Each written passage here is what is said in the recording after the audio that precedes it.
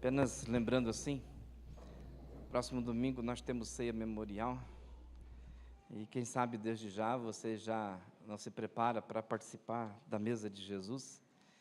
E em setembro temos duas programações. No dia 23 de setembro, que vai dar no sábado, nós temos o nosso culto, que é um culto oficial para a associação, um culto oficial de inauguração do nosso novo espaço, dia 23 de setembro. E no domingo,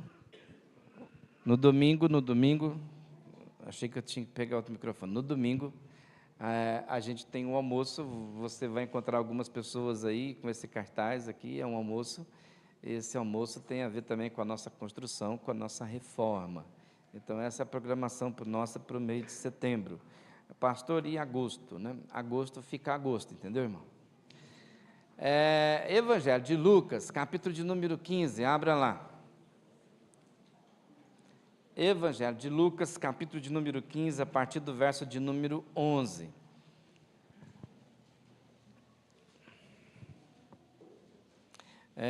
Você viu que nós fechamos aquela porta ali essa semana, né? E fechamos a porta por um motivo muito simples. Uma pessoa chegou e falou assim: pastor, as crianças estão cantando lá e está atrapalhando, o barulho entra aqui dentro, né? Eu falei: vamos fechar a porta porque nós não queremos que o barulho nosso chegue lá dentro.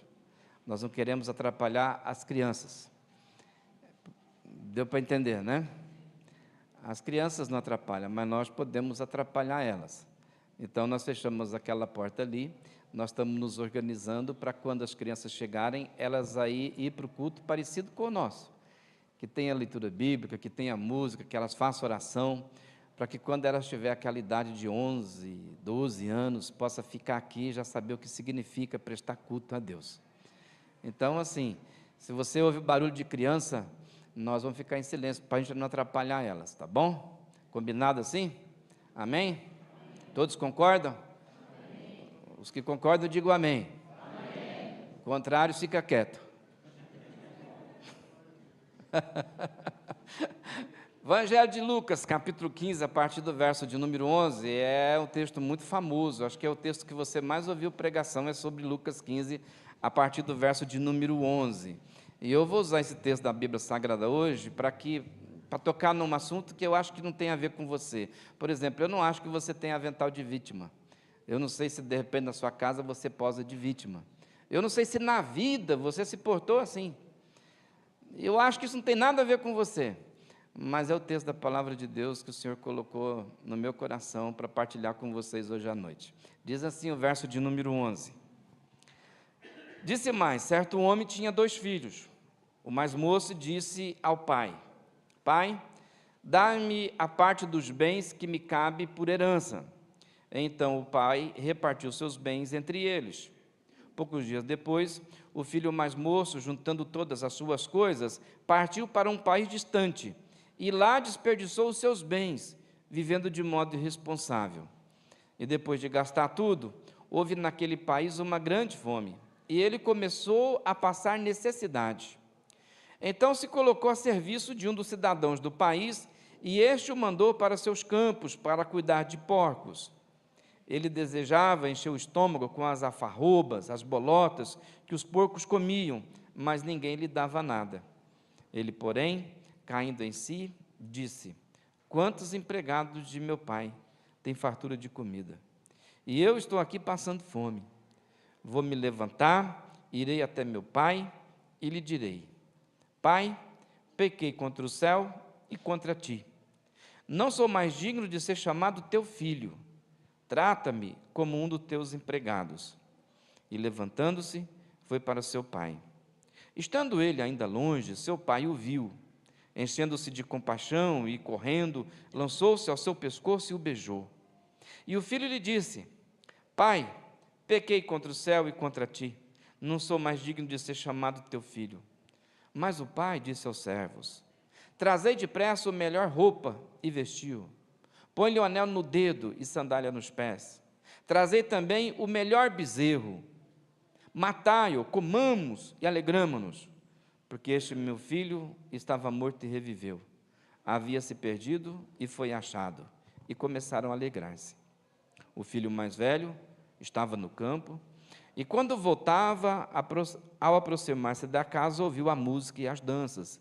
E chamando um dos servos, perguntou-lhe o que era aquilo. Este lhe respondeu: teu irmão voltou, e teu pai matou o melhor bezerro, o novilho cevado, pois o recebeu são e salvo. Mas ele, o filho mais velho, se indignou e não quis entrar. Então o pai saiu lá da festa e insistiu com ele. Ele, porém, respondeu ao pai: há tantos anos te sirvo, e nunca desobedeci a uma ordem tua. Mesmo assim, nunca me deste um cabrito para eu me alegrar com meus amigos. Chegando, porém, este teu filho, que desperdiçou teus bens com prostitutas, mataste para ele o melhor bezerro. Mas o pai lhe disse: filho, tu sempre estás comigo, e tudo que é meu é teu. Mas era justo festejarmos e nos alegrarmos, pois este teu irmão estava morto e reviveu, havia se perdido e foi achado. Que o Senhor abençoe a leitura da sua palavra. Os irmãos dizem? O texto que nós lemos fala que o filho mais novo voltou para casa.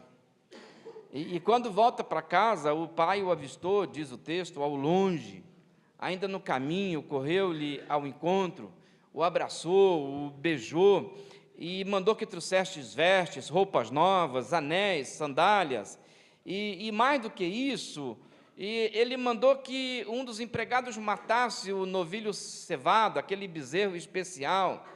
Esse bezerro especial, ou novilho cevado, como diz algumas traduções, é um novilho criado lá na fazenda, no contexto da fazenda, para ocasiões especiais. E é esse novilho que o pai pediu para matar. É aquele novilho mais gordo, é aquele mais saudável, é aquele mais vistoso. E ele deve ser abatido unicamente em circunstâncias especiais, em ocasiões especiais. Logo, então, nós entendemos que o pai da parábola está considerando o retorno do seu filho, o filho mais novo, um evento muito especial. Um evento assim extraordinário, de muitíssima importância. Então eles vão para a celebração, vão para a festa, é uma ocasião exatamente para isso. Então mata o novilho cevado, mata aquele boi especial, aquele bezerro especial, preparado e guardado, cuidado na fazenda, exatamente para datas como essa. E ele fala o motivo pelo qual se deve fazer isso, porque o meu filho estava morto e voltou à vida. O meu filho estava perdido e foi achado. O filho mais novo representa muito bem no ensino de Jesus, os pecadores.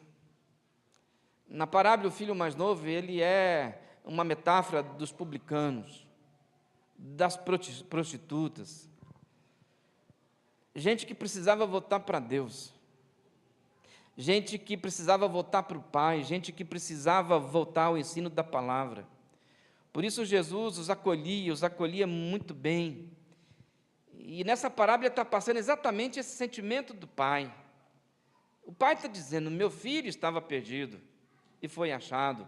O meu filho estava morto e reviveu.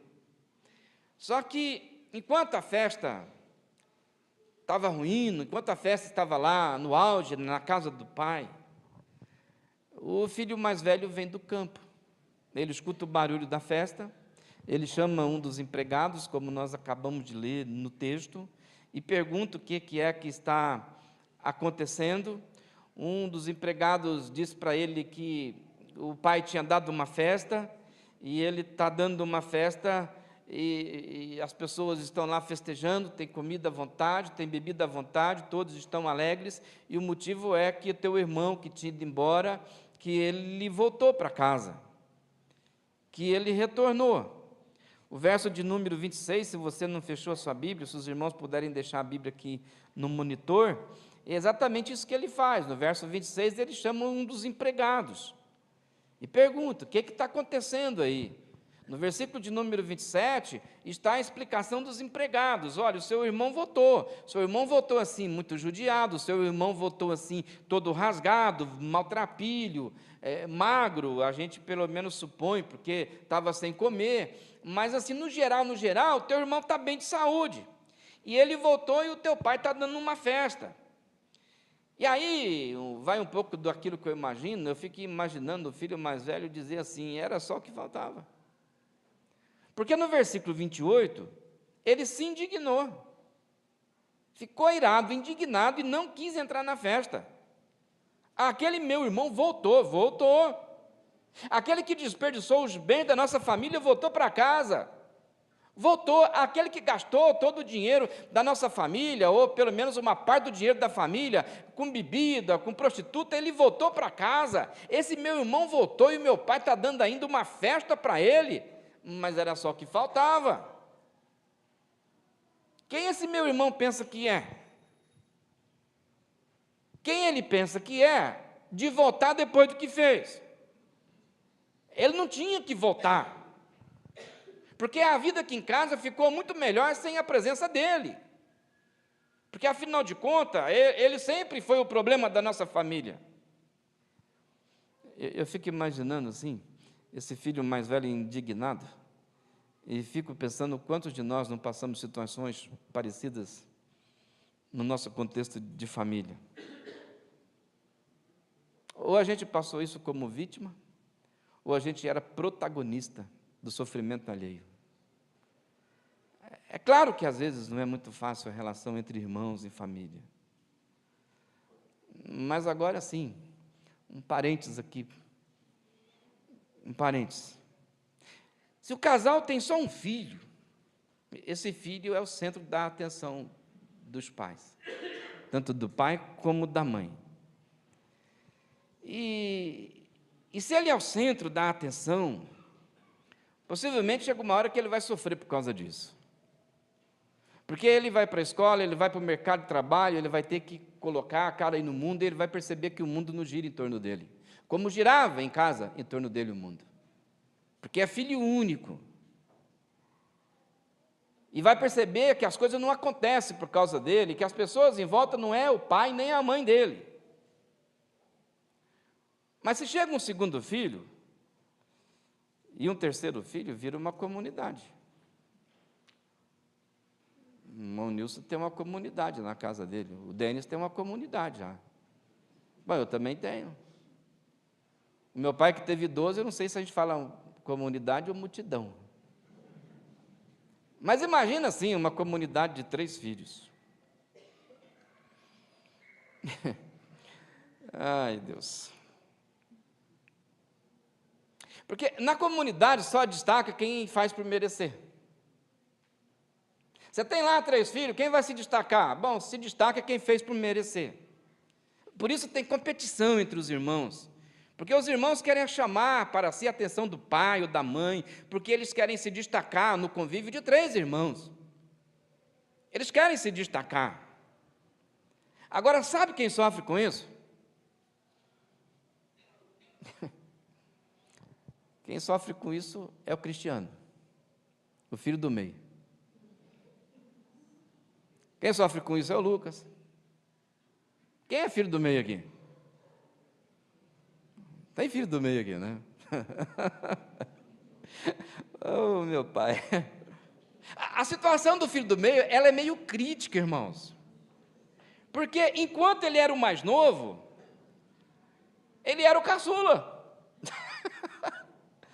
E o filho mais velho era o filho mais velho. Então, o filho mais velho, ele tem a fama de filho mais velho, ele tem que ter a responsabilidade do filho mais velho, ele tem o título que acompanha aquele que, porque é mais velho, ele tem esse peso de ajudar a cuidar da casa, dos filhos menores, dos irmãos menores. Aquela coisa de ser o primeiro, a primogenitura, que é tanto valorizada por Deus na Bíblia Sagrada. Mas, enquanto ele era o segundo filho, ele era caçula. Depois que nasceu o terceiro, ele é o quê? Ele não é mais o caçula. Ele não é mais o primeiro, ele não é o primeiro e também não é mais o caçula. De repente, o terceiro filho rouba o lugar daquele que ele era caçula. E ele agora é do meio, ele não é caçula mais. E aí, geralmente, as famílias vivem na perspectiva de dando muita atenção para o primeiro filho e para o caçula. Porque o primeiro filho, ele possivelmente está indo na escola, precisa de alguns cuidados especiais, tem responsabilidade, os pais têm que dar atenção para ele. O caçula precisa de muita atenção, cuidado com esse menino, hein? Chegou agora, ele é o caçula, ele é o mais novo, tem que cuidar, cuidado aí, você pode machucar o menino. Se chora, então tem que correr todo mundo lá, vai ver por que está chorando. E o do meio? O do meio está num vácuo. O do meio está num vazio. Ele ficou nessa lacuna aí, ele não é mais o caçula, ele também não é o primeiro. Ele não é o mais velho e nem é o mais novo. Quem é que você é? Eu sou o do meio. Quem é do meio sabe. Na parábola que nós acabamos de ler, eu quero fechar os parentes para que os pais prestem atenção no filho do meio. Presta atenção no filho do meio. Por exemplo, estou ouvindo um filho do meio chorar. Eu conheço aquele choro. Lá tem um vazio, tem um vácuo. Pode ver que o mais velho alguém está cuidando e o caçula também. Mas o do meio está lá sozinho. Sabe por quê? Porque é o do meio. O pequenininho está ali, no colo de alguém, está no colo. O grandão está lá, grandão, pode largar para lá. E o do meio? Bom, o do meio está sozinho. Entendeu o problema do meio? Fecha parentes do meio. Na nossa parábola, não existe um filho do meio. É um pai que tem apenas 2 filhos, diz o texto da Bíblia Sagrada. E naquela festa toda, o irmão mais velho se recusa a entrar na festa. A atitude do filho mais velho, você sabe, é a atitude dos religiosos, dos fariseus. É a atitude do povo judeu. Porque se o filho mais novo representa os gentios, e o que é gentil? Todo aquele que não é judeu é gentil. E esse filho mais velho, ele representa isso. Na parábola de Jesus, é os religiosos, ele é o judeu, é a atitude deles com os pecadores, é a atitude do filho mais velho com prostitutas, com publicanos. Pense, enquanto não tinha um filho mais novo, o filho mais velho, que é os fariseus, que é os religiosos, que é o povo judeu, era o único filho. O único filho. Agora Jesus vem e diz assim, não, o pai tem um outro filho, que não é o povo judeu. O pai tem um caçula. Então o filho mais novo, quando volta para casa, é a figura do gentil, e o pai faz uma festa para receber o caçula, para receber o povo gentil. O novilho cevado, vamos matar. Para quem que vamos fazer a festa? Vamos fazer a festa para os pecadores. Vamos fazer a festa para o caçula, para o filho mais novo. E o filho mais velho, que é o povo judeu, se pergunta, mas espera aí, eles desperdiçaram os teus bens. Desperdiçaram a vida. Desperdiçaram os bens do pai. Não sei se você percebe a crise do filho mais velho, que eu penso que é a crise de muitos entre nós, mesmo dentro da fé, e mesmo no ambiente religioso. Nós ainda somos um povo que queremos a atenção do Pai para nós. Queremos a atenção e a mão do Pai estendida na nossa direção. Queremos o cuidado dEle para nós. Nós queremos que Ele seja sensível às nossas necessidades. Porque quando a gente vê o Senhor abençoando uma outra pessoa, quando nós vemos o Senhor com a mão estendida na direção e abençoando gente que não é o filho mais velho, quando a gente percebe o Senhor derramar as tuas bênçãos de vida de gente que a gente fala assim, ele não ora, não tem vida de oração, não está na casa de Deus, como é que pode ser abençoado e eu que estou lá, que faço tudo certinho, o Senhor não me abençoa? E aí, para alguns, Deus, de vez em quando, é a causa do seu sofrimento. Porque tem gente querendo tanto, mas tanta atenção do Senhor, e não percebe que o Senhor é com ele, mas ele se sente vítima da falta de atenção de Deus. Eu, como pastor, já escutei muito isso. Porque será que Deus não me atende? Por que será que ele se preocupa com outras pessoas e nem é do nosso meio? A gente anda certinho, tenta fazer tudo aqui, e eu não vejo o Senhor responder a nossa oração. Aquelas pessoas lá não andam que nem a gente, não faz o que nós fazemos. Pastor, por que só para mim que as coisas não dão certo? Pastor, por que Deus não atende os meus pedidos? Pastor, por que a festa nunca é para mim? Pastor, por que o novilho cevado nunca é para nós, os crentes? Por que eu peço tanto e Deus não atende? O que eu estou fazendo de errado? É um sentimento que às vezes nós carregamos dentro de nós, que está no coração da parábola do filho pródigo, mas do filho mais velho. Então, se tem uma coisa que nós precisamos aprender hoje à noite com a palavra de Deus, é a maneira que nós temos que lidar com esse sentimento, de repente perceber Deus agindo, abençoando a vida de outros e não a nossa vida. Perceber o Senhor respondendo outras orações, mas não a nossa oração.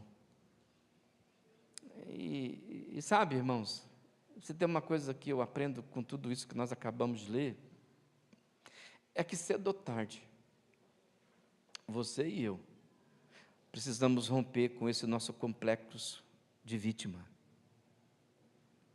Cedo ou tarde, eu e você, vai chegar uma hora que a gente tem que romper com esse complexo de vítima. No versículo de número 29, se você não fechou a sua Bíblia, o filho mais velho, diz assim o texto: ele, porém, respondeu ao pai. Foi para o pai: há tantos anos te sirvo. Sou filho obediente, nunca desobedeci a uma ordem tua. Mesmo assim, nunca me deste um cabrito para eu me alegrar com meus amigos. Essa é a primeira lição que o Senhor me ensina. Cedo ou tarde, nós vamos ter que romper com o nosso complexo de vítima. Note aí o filho mais velho, que dá a entender no texto que sempre se sentiu vítima do seu irmão mais novo. É só ler o verso de número 29 que a gente percebe isso. É essa coisa do mais novo sempre roubar a cena. Essa coisa do mais novo sempre fazer com que o filho mais velho se sentisse inferior a ele.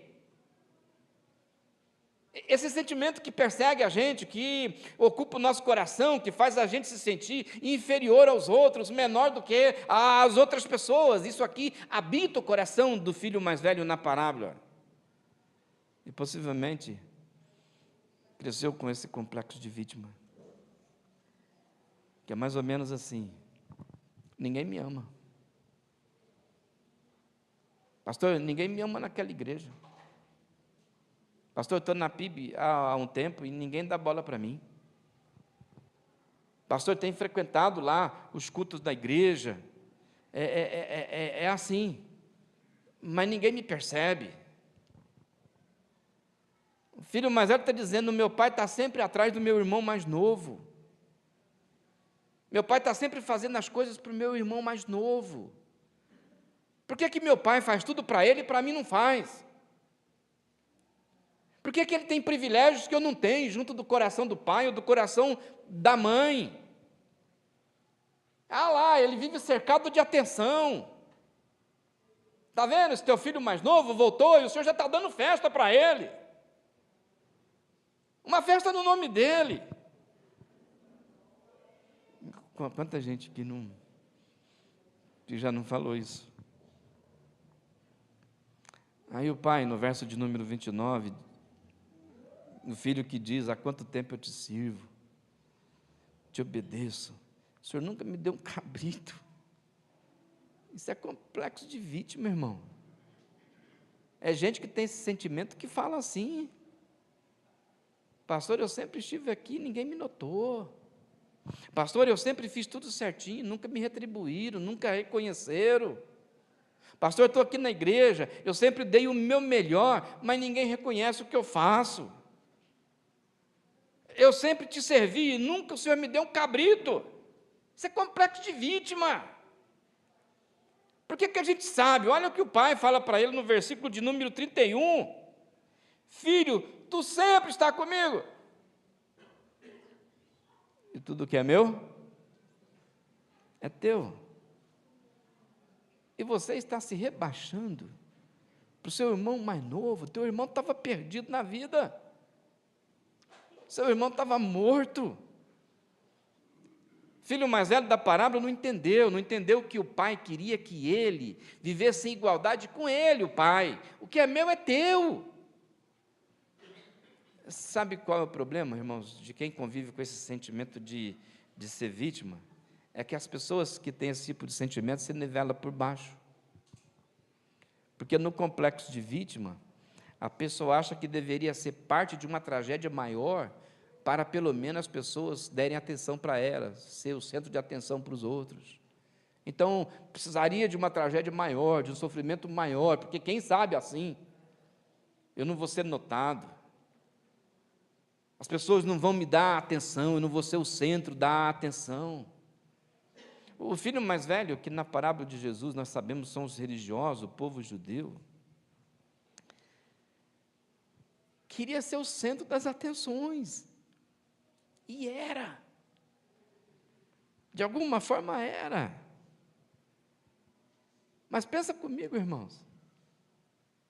Eles viveram sempre na casa do Pai. Tiveram a vida toda a presença do Pai com eles. Desde o livro do Gênesis, eles estão lá, na presença do Pai. Eles eram agentes da sua própria história, na presença do Pai. E quem é a vítima? O irmão mais novo é a vítima. Esse que pegou a parte da herança e foi embora de casa era a vítima. Os gentios eram as vítimas, e não o povo judeu. O filho mais novo, que são os gentios, eram as vítimas, sim. O filho mais novo desejou comer bolotas de porco, irmãos, para matar a fome. O filho mais novo tinha um vazio dentro do coração, maior do que podia suportar. O filho mais novo é a vítima porque vivia toda a sua vida procurando algo ou alguém que ele nunca encontrou. Ele é a vítima porque fugiu de tudo, porque era difícil para ele lidar com o fato de que ele não conseguia lidar consigo mesmo. A vítima na história é o filho mais novo e não o filho mais velho. Então, assim, se você é crente, se você é discípulo de Jesus, e você está aqui na casa do Pai, você não pode ser a de vítima, amém? Meu irmão, você está aqui na casa do Pai. Você não pode ser vítima de nada e nem de ninguém. Nós não somos vítimas, irmãos. De forma nenhuma, nós estamos na casa do Pai, o Pai nos ama, cuida da gente. Essa semana, alguém entrou aqui em cima e deu um prejuízo para a gente. E aí, neste final de semana, sábado, e até hoje, né? Nós conversamos muito, falamos muito. E no sábado, alguém conversando comigo disse assim: pastor, é esse mundo caído. Esse mundo cheio de corruptos, mundo cheio de ladrão, de violência.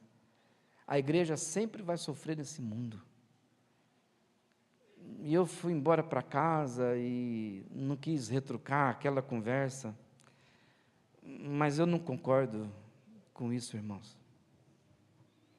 A igreja não pode entrar nesse complexo de vítima, de forma nenhuma. Que nós sofremos porque esse mundo aí está impondo sofrimento sobre nós. Não é assim. Eu penso muito pelo contrário. Eu penso que esse mundo aí fora está sofrendo e é por nossa causa. Que esse mundo que está aí, corrupto, violento, sofrendo, provocando sofrimento nos outros, ele passa por tudo isso por minha causa e por tua causa. Não é a igreja que sofre. O mundo aí sofre porque nós somos uma igreja tímida, porque a igreja não cumpre a missão de Jesus, porque a igreja é vazia da presença de Deus, porque nós que andamos nesse mundo somos um povo sem poder. Porque não tem joelho dobrado, não tem cara no chão. E aí esse mundo sofre. Mas não somos nós que sofremos. O mundo não é o nosso algoz, o mundo não fica impondo sofrimento sobre nós. O mundo é a nossa responsabilidade. Você entende isso? Jesus disse: ide por todo mundo e façam discípulo. E o camarada não consegue fazer discípulo nem na casa dele. O chamado da igreja é para que as nossas famílias fossem uma bênção para todas as famílias da terra. E a nossa família não é uma bênção, às vezes, nem na igreja. Então não inverte a coisa aí, não. Não vamos aí ficar posando de vítima, porque nós não somos vítima. Somos nós que não cumprimos a nossa vocação. Somos nós que não assumimos a responsabilidade pelo sofrimento que tem no mundo. Então, se o mundo sofre, sofre sim, sofre por causa da igreja, por causa do povo de Deus. E a gente deveria assumir a nossa responsabilidade a respeito disso. Ah, pastor, mas presta atenção aí à nossa volta. Tem tanta corrupção, tem tanta violência, tanta coisa para nos oprimir. Desculpa, mas tudo isso está aí para nos exortar, irmão. Para chamar a atenção nossa para a nossa responsabilidade. Para saber que nós não estamos nesse mundo aqui a passeio. Que tem famílias aí que precisavam ser abençoadas pela minha família. Então a gente não pode ficar com esse avental de vítima. Nós não podemos aí falar, ó, coitado da gente. Não, coitado deles, porque nós não estamos cumprindo o nosso papel nesse mundo dado por Jesus. E o mundo vai continuar assim, sofrendo do jeito que sofre, até que a gente tenha coragem para se levantar e assumir, pelo poder de Jesus Cristo, pela obra dele, aquilo que nós temos que fazer nesse mundo aqui.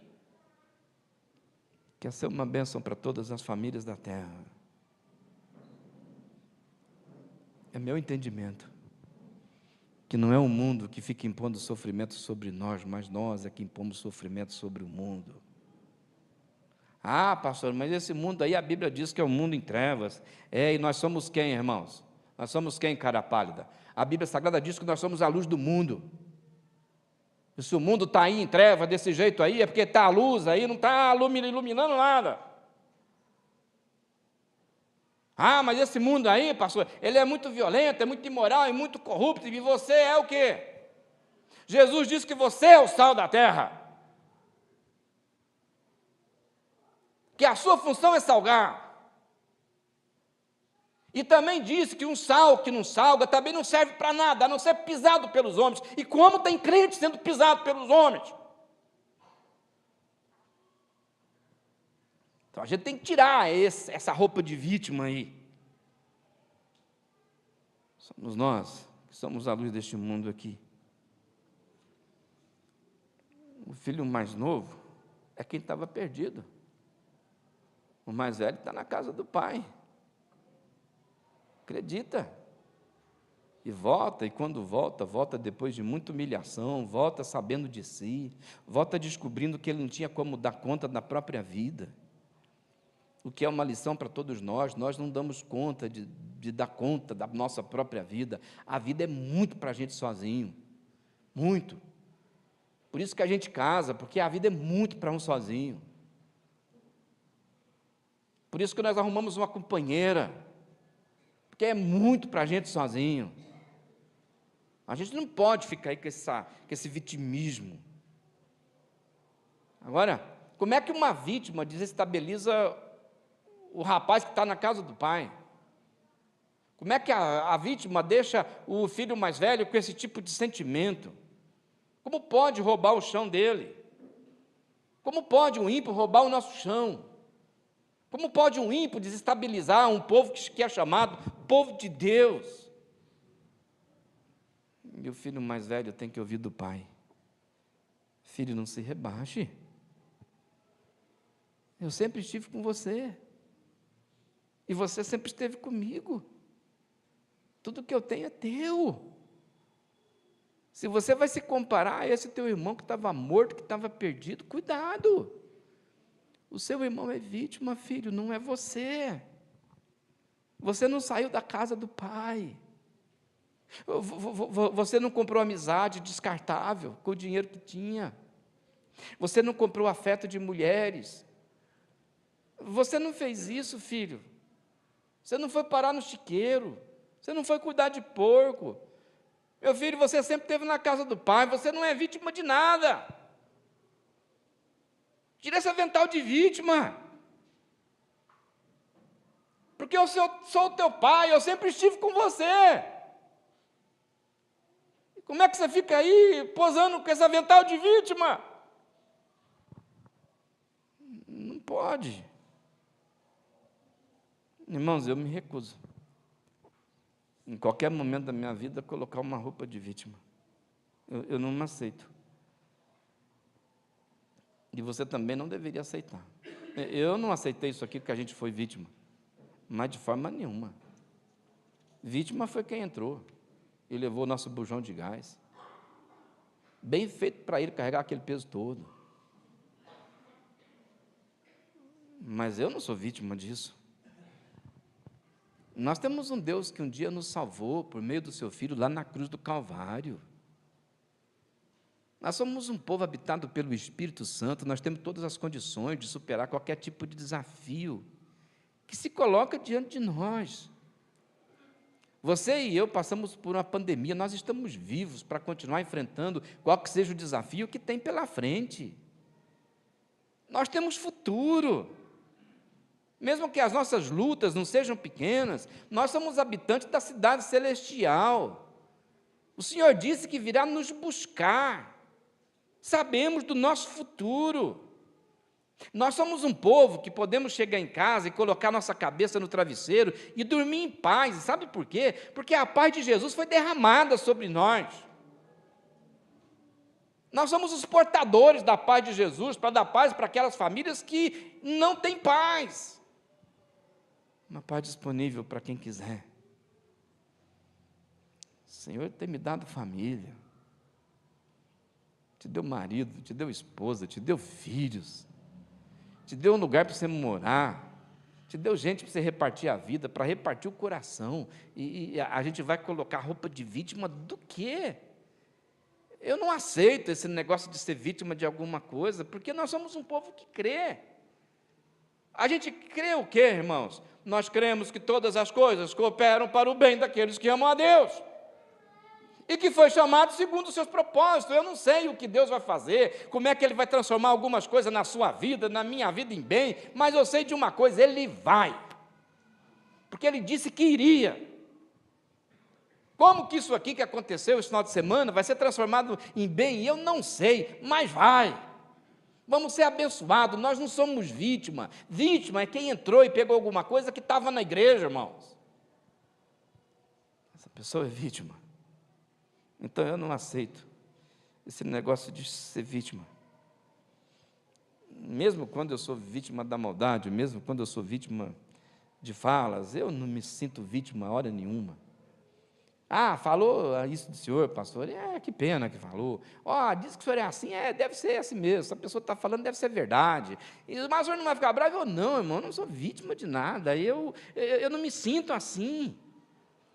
Mesmo que eu esteja numa situação em que eu sou prejudicado, humilhado, escarnecido, eu sei que o Senhor está no controle. E é Ele que cuida de mim, eu não preciso me levantar para isso. Um exemplo disso que eu estou falando para você. Jesus um dia estava ferido, nu, humilhado, cuspido, com uma coroa de espinho na cabeça, pregado numa cruz. As pessoas à sua volta diziam assim: se tu és mesmo quem diz ser, desça dessa cruz. Um soldado estava ali do lado com uma lança, perfurou o lado dele. E nesse cenário, nessa fotografia, se você perguntasse até para uma criança que estava lá assistindo, se você perguntasse assim, quem é a vítima? Ela ia olhar para a cruz e dizer, ele é a vítima. Mas Jesus, lá do alto da cruz, disse, Pai, tem misericórdia deles. Eles são uma vítima. Eles são uma vítima. Eles não sabem o que estão fazendo. Eles são uma vítima. O Senhor está ali cercado de pessoas infelizes, gente rancorosa, incapazes de buscar a Deus, gente raivosa, querendo destruir os outros para se sentirem que elas não são as vítimas, que elas são alguma coisa. E Jesus está lá na cruz dizendo assim: Pai, perdoa-lhes. Eles não sabem o que faz. Lá na cruz do Calvário, Jesus disse que não é vítima. Eu estou cumprindo a vontade do Pai. Eu estou voltando para Ele. Eu não sou vítima. E aí pode ser que você fale assim: pastor, mas o senhor está falando de Jesus, né? Eu falei, é verdade, mas tem um Estevão, lembra do Estevão?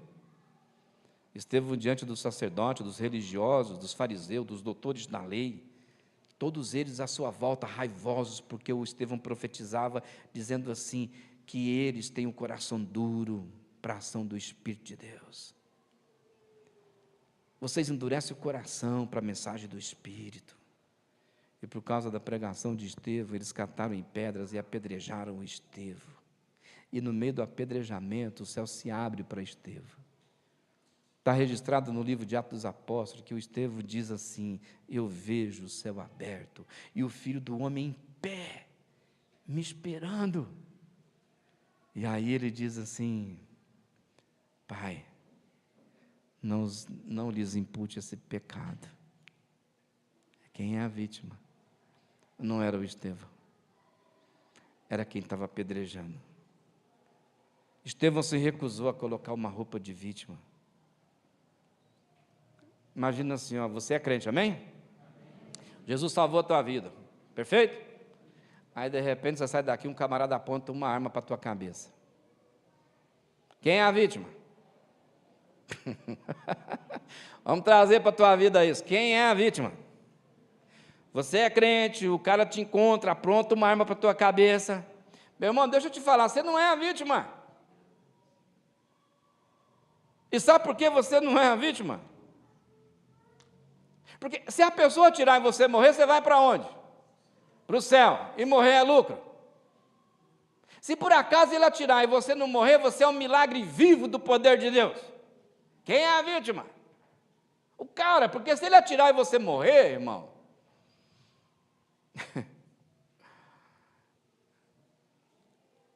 ele atirou, e isso é pecado. Ele atirou, isso é caminho para o inferno, caminho de perdição. Ele é a vítima. Por isso que cristãos, os discípulos de Jesus, não precisam desse complexo de inferioridade, de vitimismo, de se sentir deixado de lado. Por quê? Porque não precisa. Você está na casa do Pai, você é amado do Pai. Mas eu sei que às vezes tem aquela coisa: porque o pastor não me visita? Porque os diáconos não me cumprimentam quando eu chego na igreja? Por que aquele irmão lá nem olha para mim quando eu estou sentado lá perto dele? Vai se converter, irmão. Tomar jeito na vida. Cresça. O nosso Deus e Pai não quer que nós sejamos o centro das atenções. Sabe por quê? Porque isso aí é coisa de gente problemática. Quem quer ser o centro da atenção é filho problemático. E eu sei que Deus tem filho problemático. Tem alguns crentes que eu falo para Deus: eu não sei como é que o senhor aguenta. Não é por nada não, me perdoe, pai, mas o senhor tem cada filho que eu vou te contar, hein? O senhor tem cada filho que, só o senhor para aguentar. Irmãos, você é filho do Pai. Filho, eu não te dei um novilho porque não precisava te dar. Era só você colocar a mão, pegar e fazer uma festa com os teus amigos, porque tudo que é meu é teu. Então não se rebaixe à condição do teu irmão que estava perdido, que estava morto. Para com esse comportamento de vítima. Pare. Sabe quando eu sei que as pessoas já não lidam mais com esse tipo de sentimento? Quando elas arregaçam a manga da camisa, colocam a mão no arado e nem olham mais para trás. Eu sei que elas já se livraram desse tipo de coisa faz tempo, que elas cresceram. Por quê? Porque quem faz isso se alegra é com o Pai. Quem faz isso, irmão, encontrou a alegria, a satisfação, é na presença do Pai. E os outros? Os outros são nossos irmãos. E a gente não é vítima de ninguém. Talvez hoje à noite seja dia de você falar para Deus assim: eu quero mudar de roupa. Quero tirar essa roupa de vítima. Lá em casa, pastor, eu e meu marido é a vítima do marido. Sabe por que os meus filhos é vítima dos filhos? Sabe por que aquele irmão é vítima do irmão? É vítima do cunhado, é vítima não sei de quem. Você é filha amada do Pai. O Pai cuida de você. E se alguém fez alguma coisa assim que te fez mal, ele é a vítima. Jesus disse assim, ore para quem te persegue. Ame os seus inimigos. Intercedam por eles. Sabe por quê? Porque o Pai tem ciúme de você e vai pesar a mão em quem te fez mal. Mas isso é com o Pai. Nosso negócio, sabe o que é? É ir para o campo, pôr a mão no arado, porque os campos estão brancos. E a gente tem uma vocação para cumprir, que é ser uma bênção para todas as famílias da terra. Vamos cantar ao Senhor.